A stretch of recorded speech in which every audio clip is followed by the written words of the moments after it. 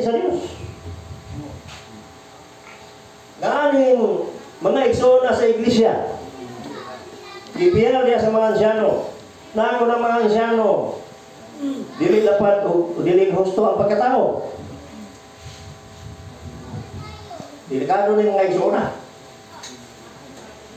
Dahil gusto na to, kanamang yung mga dikotsi, mga kwartahan ng mga igsona. Mga kanunay na to yung dulo na. Sa mga igsona, nuloy husto. Magproblema yun ang iglesia. Sa mga igsona, ang iglesia, ipiyal sa mga ansyano. Sa panron, sa mga relihiyonan, ang pastor mo'y nagdumala sa ilang simbahan. Pero diri mga ansyano. Ato lang balikan, i-correct na nato sa itong mga una-una.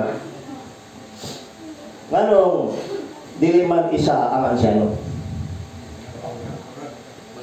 O niya, nganong dili man po ang tanan mapangayuan nato opinyon?